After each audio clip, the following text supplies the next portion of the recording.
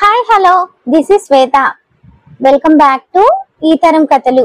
Please ముందుగా వీడియోకి ఒక చిన్న లైక్ చేసి హైప్ అనే ఆప్షన్ మీద క్లిక్ చేసి మీ పాయింట్స్ ని యాడ్ చేయండి. అలాగే ఈ సిరీస్ గురించి మీ అభిప్రాయం నాకు ఖచ్చితంగా కామెంట్ చేయండి. ఈ రోజు కథ అభి సిరి విత్ లవ్ పార్ట్ 6. ఇక స్టోరీని విందామా?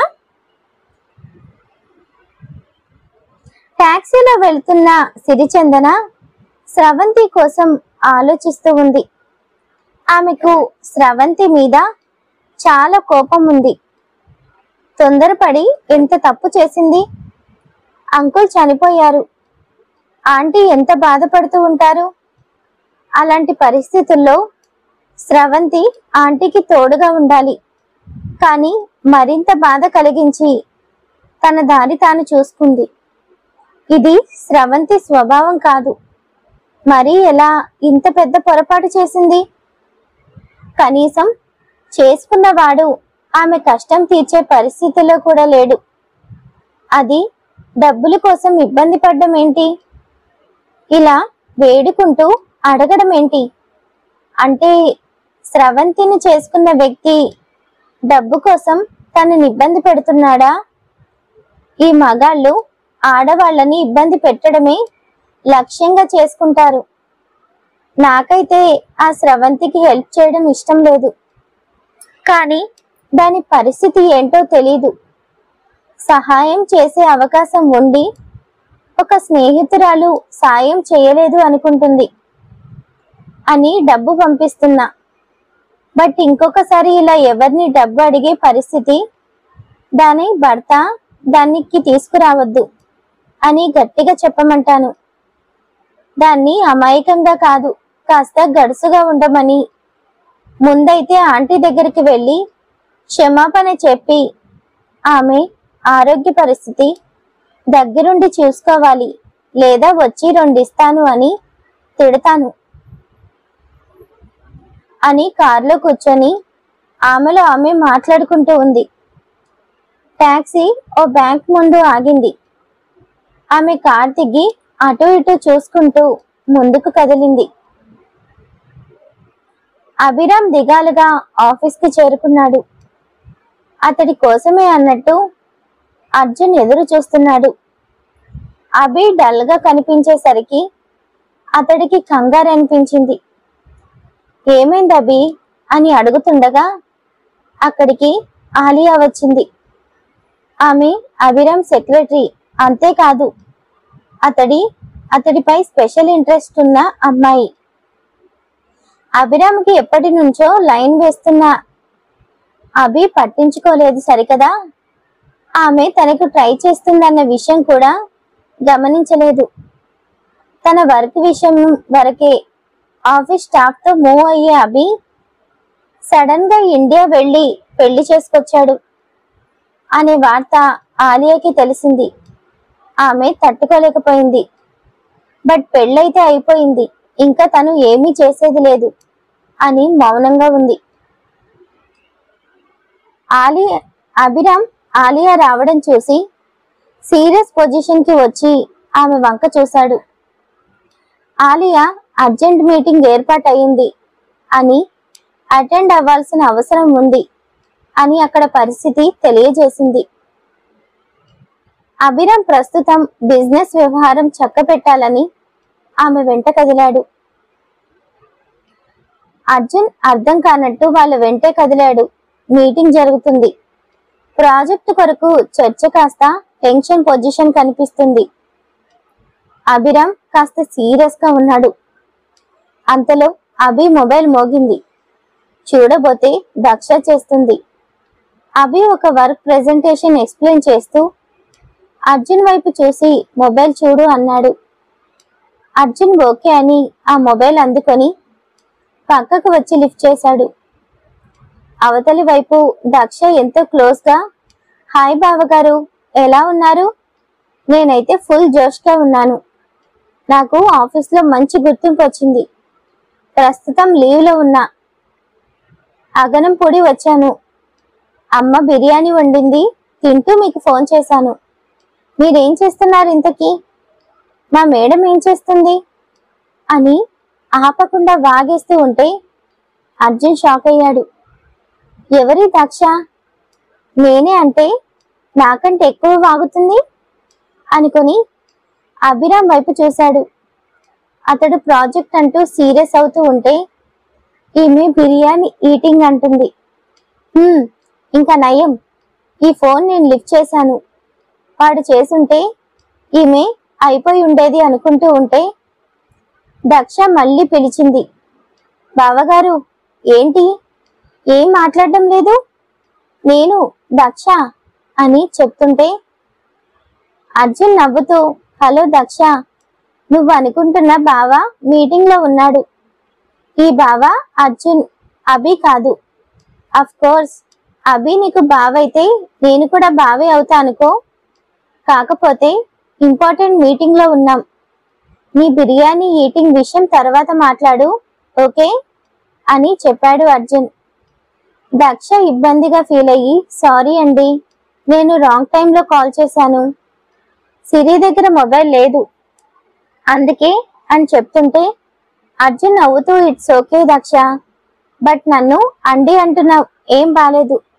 ఇందాక పిలిచావుగా బావగారు అని, అలానే పిలువు, బాగుంది అన్నాడు.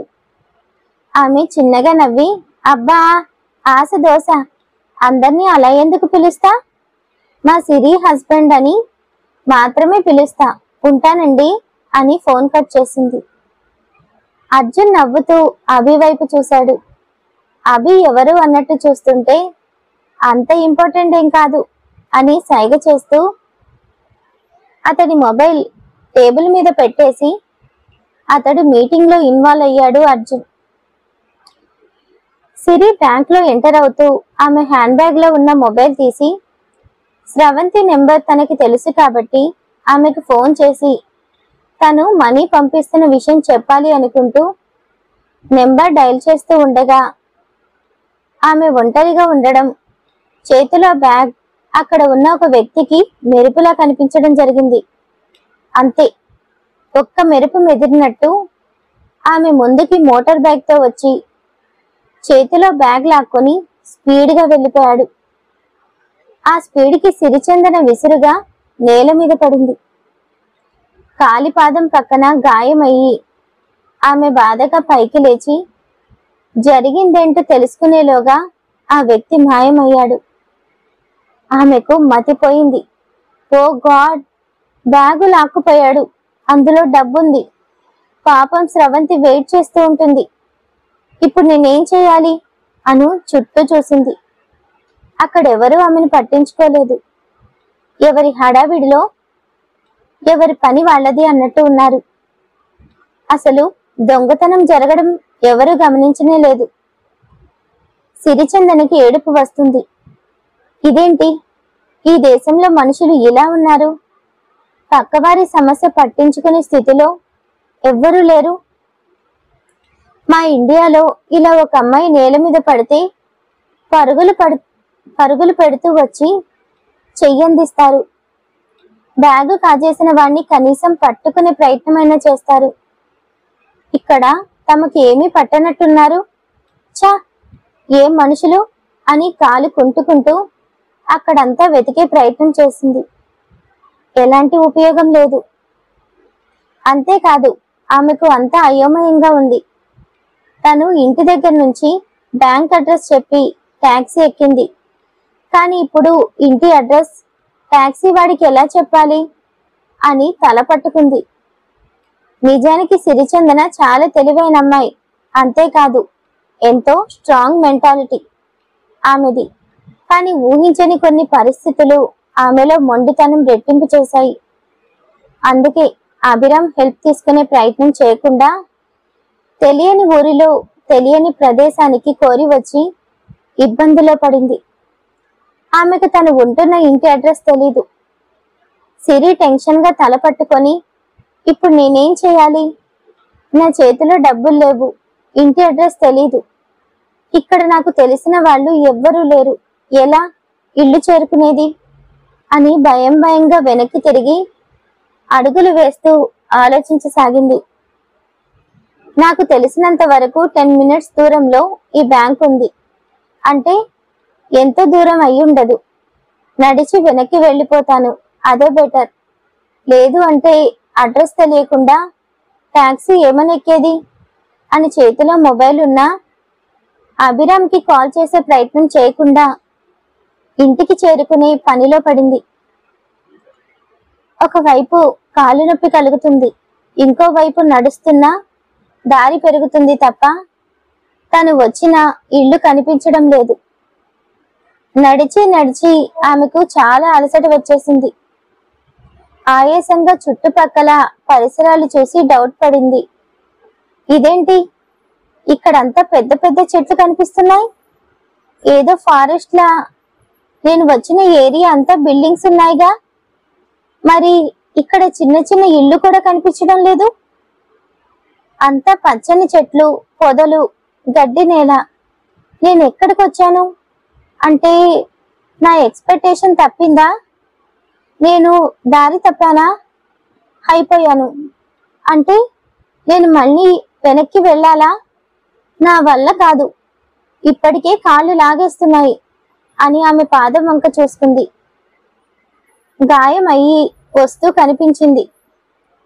సిరిచందన ఏడుస్తూ అయ్యో ఇలా వస్తుందే అనుకుంటూ ఏం చెయ్యాలి అని ఆలోచిస్తూ చుట్టూ చూస్తూ భయపడుతూ ఒక చెట్టు దగ్గర కూర్చొని ఆయాసం తీర్చుకుంటూ ఉంది.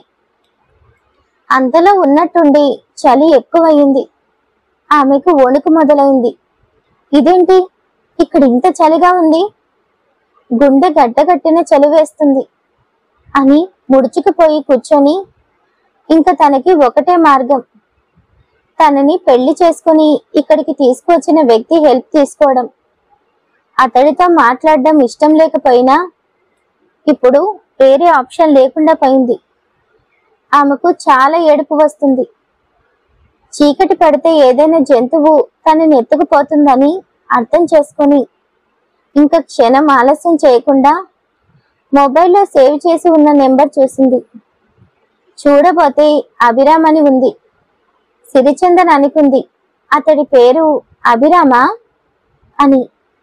ఓకే, ఏదైతే ఏముంది, అతడికి కాల్ చేయక తప్పదు. కానీ ఏమనుకుంటాడో ఏమో అని సందేహపడుతూనే అతడికి కాల్ చేసింది. అభి మొబైల్ రింగ్ అవుతుంది. ఆ ఫోన్ ఆలియా చూసింది. చూడబోతే మై వైఫ్ అని రెడ్ హార్ట్ సింబల్ తో సేవ్ చేసుకుని ఉంది. ఆ నేమ్ చూడగానే ఆలియాకి ఎక్కడ లేని బాధ, కోపం కలిగింది. ఫోన్ కట్ చేయాలి అనుకుంది, కానీ ఆ రింగ్ సౌండ్ అభి విన్నాడు. ఆలియా ఫోన్ ఇలా ఇవ్వు అని అడగడంతో ఆమె చేసేది లేదు అన్నట్టు అతడి వద్దకొచ్చి మీ వైఫ్ ఫోన్ సార్ అంటూ ఇచ్చింది. అభి సిస్టంలో ఏదో చెక్ చేస్తూ ఉలిక్కి పడ్డాడు. అతడి పక్కన ఉన్న అర్జున్ కూడా ఆశ్చర్యంగా చూశాడు. అభి కంగారుగా ఎవరు, నా వైఫ్ కాల్ చేస్తుందా అంటూ ఆమె చేతిలో ఫోన్ లాక్కున్నట్టు తీసుకొని చూశాడు. సిరిచందన కాల్ చేయడం కనిపించింది. అతడి సంతోషం అంతా ఇంత కాదు. కంగారుగా ఫోన్ లిఫ్ట్ చేసి హలో అన్నాడు. సిరి ఏం మాట్లాడలేదు. ఇబ్బందిగా తన పరిస్థితి ఎలా చెప్పాలి అన్నట్టు చూస్తుంటే అభి క్యాబిన్ బయటికి గబగబా వెళ్ళిపోయాడు. ఆలియా అర్థం కానట్టు చూస్తూ ఏంటి అర్జున్ సార్, మన అభి సార్ అంత ఎక్సైట్ అవుతున్నారు అని అడిగింది. అర్జున్ చిన్నగా నవ్వి నీకు చెప్పిన అర్థం కాదులే, నీ పన్ను చూసుకో అని అతడు బయటకు వచ్చాడు. అభి ఆతృతగా హలో చెప్పండి, కాల్ చేశారు, ఏదైనా మాట్లాడాలా, ఏమైనా కావాలా, నాతో మాట్లాడాలి అనుకున్నారా, చెప్పండి అని రిక్వెస్ట్ గా అడుగుతుంటే అవతల నుండి వినిపించింది ఓ తీయని స్వరం, హలో అంటూ. ఆ స్వరం విన్న అభిరామ్ చెవిని తాకి ఎంత పులకరింత కలిగించిందో మాటల్లో చెప్పలేను. అతడు పరవశించిపోతూ హా చెప్పండి ప్లీజ్ అన్నాడు. సిరిచందన ఇబ్బందిగా నాకు మీ హెల్ప్ కావాలి ప్లీజ్ అంటూ అడిగింది. అభి సంతోషంగా హా చేస్తాను, ఏంటో చెప్పండి అన్నాడు.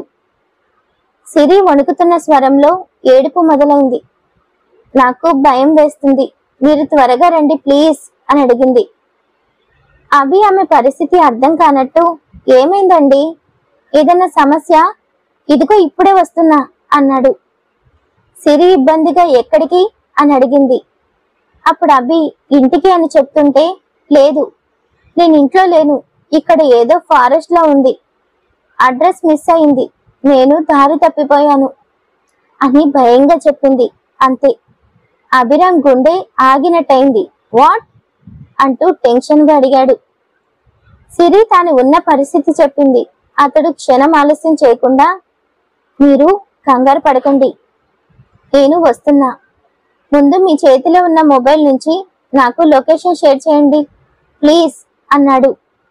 ఆమె షేర్ చేసింది. ఆమె ఎక్కడుంది అతడికి తెలిసింది.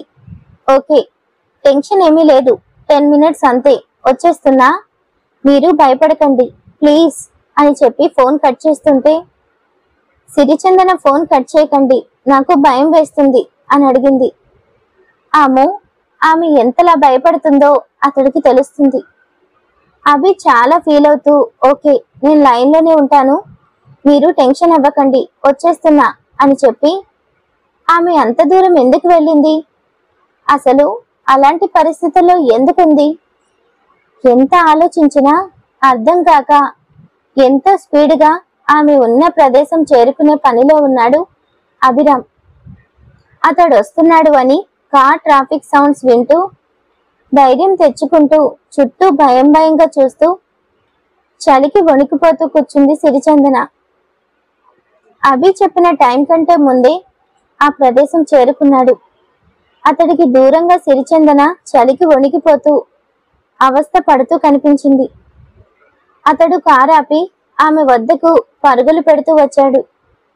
అతడి రాక చూసి ఆమెకి కొండంత ధైర్యం వచ్చింది.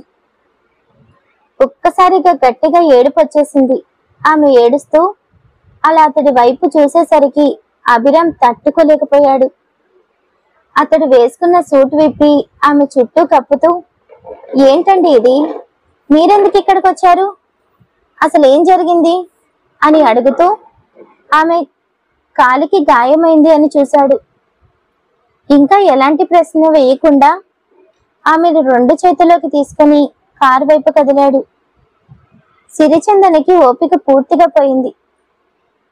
ఆమెకు అంతా అయోమయంగా భయం భయంగా తోస్తుంది. మైండ్ పూర్తిగా పనిచేయలేదు. అతన్ని పట్టుకొని ఉంది అన్న విషయం కూడా ఆమె గమనించలేదు. అభి కూడా ఆమెకు కోపం వస్తుందేమో అని ఆలోచించలేదు. ఎంతో కంగారు పడిపోతూ ఆమెను కారెక్కించుకొని ఇంటికి చేరుకునే ప్రయత్నంలో ఉన్నాడు. మరి నెక్స్ట్ ఏం జరగబోతుంది అని తెలియాలి అంటే అభి సిరి విత్ లవ్ పార్ట్ 7లో తెలుసుకుందాం. మీకు ఈ వీడియో నచ్చితే ప్లీజ్ లైక్ చేసి ఛానల్ని సబ్స్క్రైబ్ చేసుకోండి. Thank you for watching. Bye.